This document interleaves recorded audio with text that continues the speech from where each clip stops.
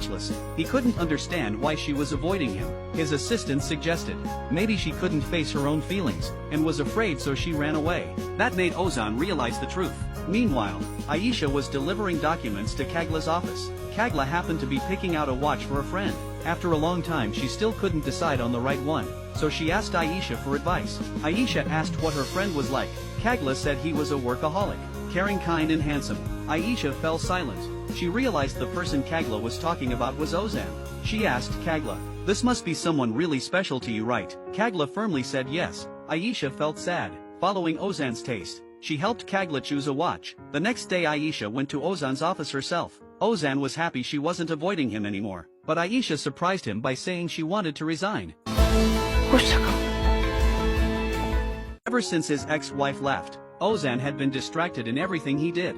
His assistant told him to take a break, otherwise he wouldn't be able to work normally. Ozan said, "I feel like I'm losing my mind. This woman is always like this, suddenly walking into my life, and then leaving just as quickly."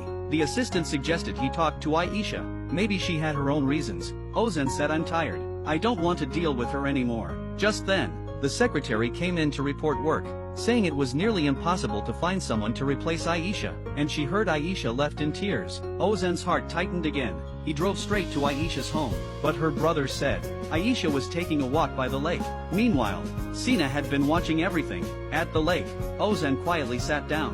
He returned a bracelet to Aisha, saying it had fallen in his car. Ozan asked why she left the company. Aisha said, "Just like I told you that day, we both need to look forward." Ozan said, "If that's true, why do you look unhappy?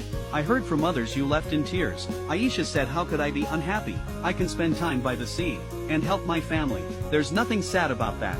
Then she said she needed to get back to the restaurant. Ozan grabbed her hand, asking her to be honest with him, so he could understand what really happened. Aisha said there was nothing to say, and turned to leave. Ozan said firmly, "This time I won't let you leave me without an explanation." He told her to be ready. Tonight there was a thank you banquet for the wedding project. The organizers required both of them to attend. Without waiting for her response, Ozan turned and left. And again, Sina, who had followed, overheard everything. He thought back to all the moments since they met. The unease in his heart grew heavier. That evening, Ozan waited anxiously for Aisha. Just before the banquet began, Aisha arrived dressed elegantly as promised. Ozan couldn't take his eyes off her. Aisha explained to everyone there was heavy traffic, so she was late. Ozan said, "As long as you're here it's fine." Amid the applause, the two went on stage to receive the award. The host asked Aisha to say a few words. Seeing her nervous, Ozan whispered, "You can do this." Aisha pulled out her prepared speech, but after a moment she put it away.